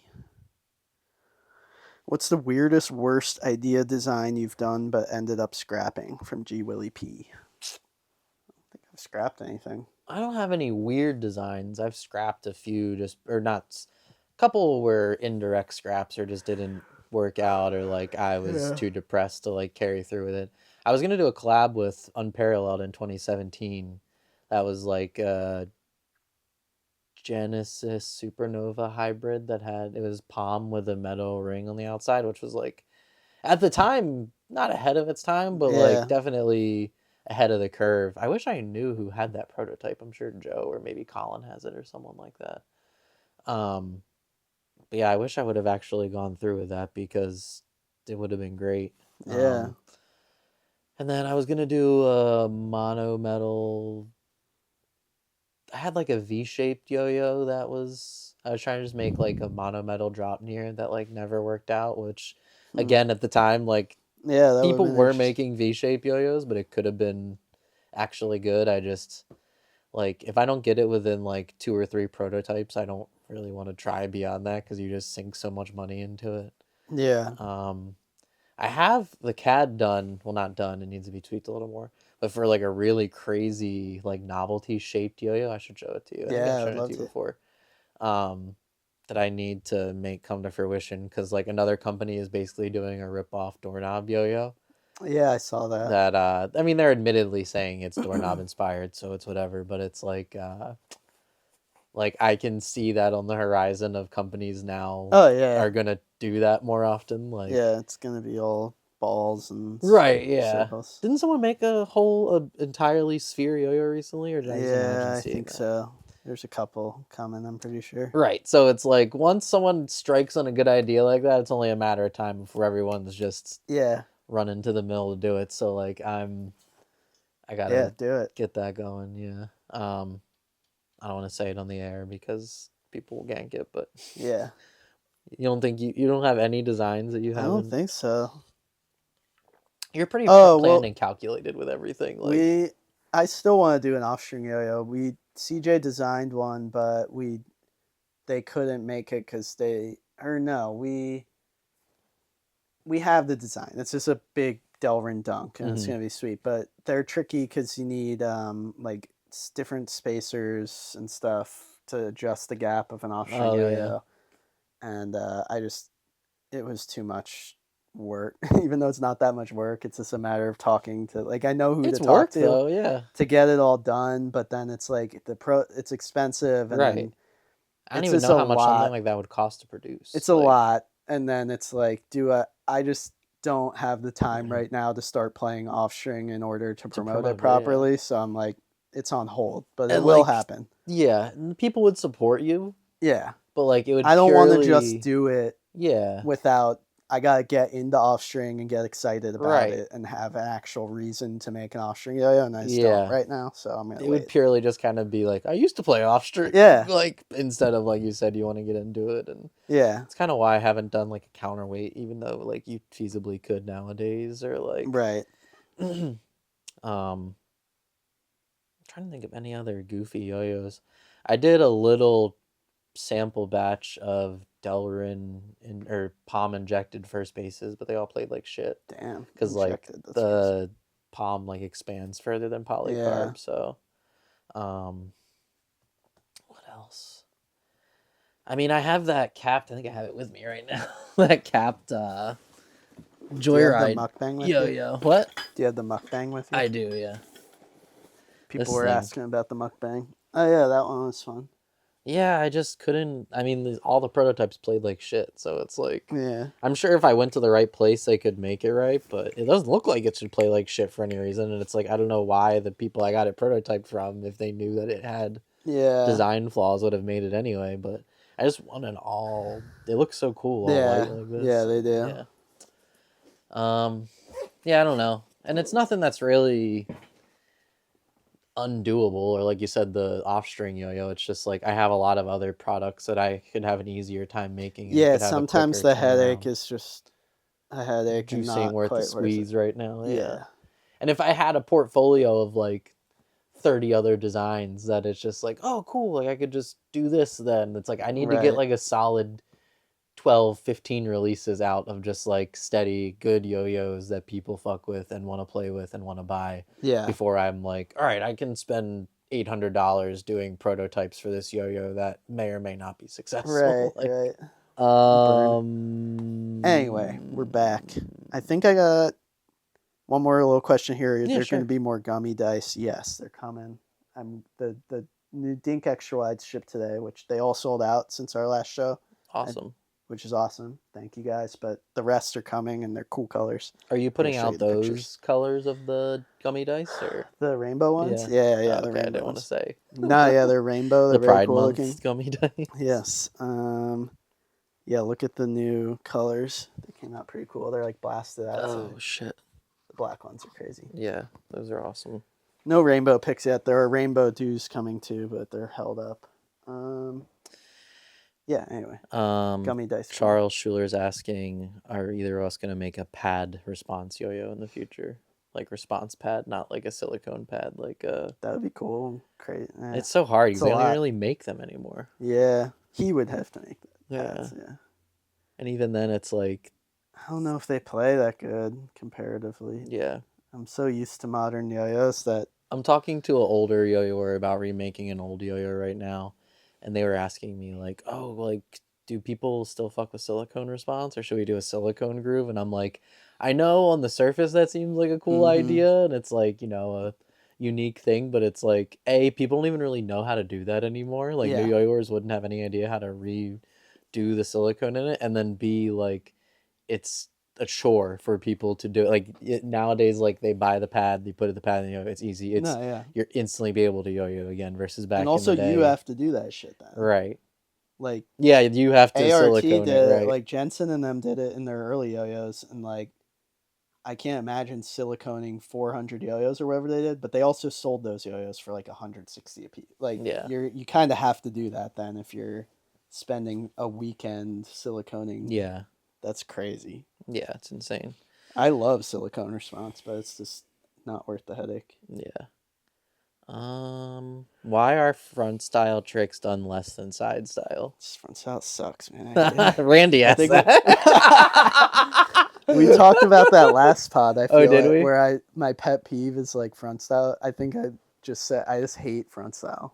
Like if I see someone throw like that, I'm scrolling in there. Like I just don't even watch. Like I love a good front style trick. Me too, but it's not very easy rare. To make. Rare. You know, like the best ones end up going side style in the middle. Yeah, like the best ones you've ever seen. Mark Mont loves to call people out. Oh yeah, where like they'll do a front style trick, but kind of like it happens approach constant. As it soon as you sideways make it whatever, cool and right? go behind, you're kind of doing side style. Yeah, and he's like, "Is that really a front style trick though? Like, could it have been a side style trick?" Like, and I'll admit it's all stems from me sucking at it, because I've tried my whole yo-yo 20 years to like, and I stand there in a split bottom like, what the fuck? This feels like shit. It just affects I don't like it. like the gyroscopic stability of your yo-yo, which Yeah, like doesn't make sense. No. Well, it's because like it's hard to keep your hands in a straight line. You just like do this. It less, so you're not. Like naturally, your hands position like this. You know what I mean? When Yep. you have them, like nobody sits there like this with their hands. So it's like I don't like this feeling. Yeah, it's awkward, and then like and you're kind of like looking down. It's just different. Here I feel comfortable. I'm looking at like I got a canvas to work with. Here it's like the strings like it's straight at me. Yeah. Like, what are we doing here? I gotta like look at it like that, and I'm like, oh, Mach 5 is the best front style trick ever made. Like, and I feel like it's no point in doing hard to maneuver the yo-yo front style. Like you said, you end up like doing things like outside your wrist, or like I'm sure that there's a lot of undiscovered. There is, but ground with it, but it's just, excuse me, it feels so constraining. It feels very weird, yeah. So constraining, and then it's like, okay, well, I'll do a split bomb and spin. Like it all leads back to Brain Twister or Protrude or Boingies. Like those are all the classics. They're the best ones. I don't know what else you can do with it. Yeah. Let me see if I got any more questions while we were sitting here. Good question though. How hard? Still a crazy question. I'm sure they meant to ask like, how hard is XYZ trick, whatever, but that's just mad funny. How hard? No, I didn't get any other questions. What's an interesting approach to making tricks or smoothing out tricks that you know of? Ooh, that's a good one. Soy Steven. I mean, obviously practice. But I think just repetition. Doing it for years and years and years and months and weeks. Yeah, practice, but also like experimentation, or like logically approaching a trick, or not logistically, excuse me. Like, I think a lot of people don't, like, you can tell when someone like Daniel Kim yo-yos, like there's a lot of thought put into a trick. You know what I mean? Versus like, I can't think of anyone off the top of our head. I'll use me as an example where like a lot of my tricks are like accidentally discovered, you know what I mean? Where it's like through, you're just sitting there and like kind of make an accident or a mistake. It's like, oh, how did I do that? Let me do that again. And then you work on that part. Like the tricks that I logically designed, like are my timeless tricks and like have been amazing, and they're 15 years old. And when I do them now, people still compliment them and like, when did you come up with that? And I'm like, 2013 or whatever. But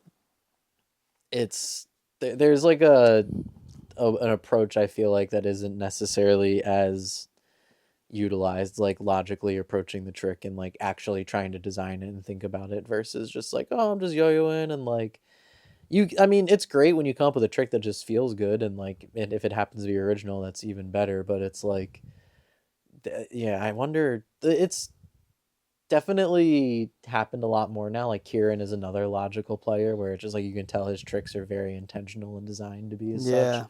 And it's really pleasing to watch them yo-yo. And but I think that's another big pitfall of trick design is players don't approach it from like a intentional standpoint. It's just kind of like they're fooling around, and what happens, and then they remember bits and pieces, and or, you know, they learn a trick from someone else and then build off of that, and then, which is not a bad way to come up with a trick, but like it's definitely still going to be inspired by that person if you do it that way, versus like Kieran and D Kim are like totally original. Like you can't really, there's no father to their style. They're ODBs. It is crazy. They kind of took a little bit from all the best and are their own thing. Right. Like, I mean, I guess you could say at least with Kieran is a little bit Yuki inspired. A little bit. Yeah. I think he would admit that, but it's definitely it's not so different. It's his own thing now. It's just like it's not even like a reference, you know what I mean? It's like he's interpolated that style into his own, like he took the essence. He didn't take actual And it used to be a lot more present, you know what I mean? But no, he's evolved. Yeah, it's so funny because like everyone used to like really hate on him back in the day, but I like always saw that in him where I was like, bro, Kieran is like the shit, and like if he continues on this trajectory in like 4 or 5 years, he's gonna be everyone's favorite yo-yo. And people are just kind of like, right. but at the time people were just kind of like, yeah, but he's like very aware of that, so it's annoying. And I'm like, fuck it, like whatever. He's really good. You can't deny that, you know what I mean? Because I don't know, he's just been, he like from like 20, I don't know when he started yo-yoing, but like in the early 2010s, like he was a little rougher around the edges, and then like 2013, 14, 15, he just like really glowed the fuck up, and it was like, damn, this is wild. And now he's just like insane. Yeah. That Tyler Vino kid too is like Yuki, but now his own thing. He sort of Tyler's really good. The more I watch him, like I feel like he repeats a lot of the similar concepts over and over again, which he is such a beautiful yo-yo player. That's kind of what I like about it, though. I think it's just like, yeah, it's I know what to expect, and it always delivers. Yeah, and that being said, like maybe it is just like an ongoing art piece for him, where it's like he keeps the main focus of the trick, these 2 or 3 mounts, but then like everything surrounding it changes up, which like is great. And it's amazing. Like I love watching him yo-yo, but just from like a technical standpoint or subject matter standpoint, I'm always just like, like he's amazing. Like I'm not at all trying to talk shit or discount his like what he does, because I love watching him yo-yo. But like I can just guarantee that every trick he has is gonna have these like 3 or 4 mounts and transitions that he always does, and it's like, oh, cool. And maybe that's just like an autopilot. He knows what he's good at. Yeah, his whole thing is like autopilot. Like his shit just goes. Yeah. Soon to be American Tyler Vino. Really? If he doesn't die in the invasion. Oh. You know? All those guys. Oh my God. Welcome. Finally, Jensen can be a proper trick innovator of the year. Yeah, you guys can come to the real national yo-yo contest. Jesus Christ. We're fucked.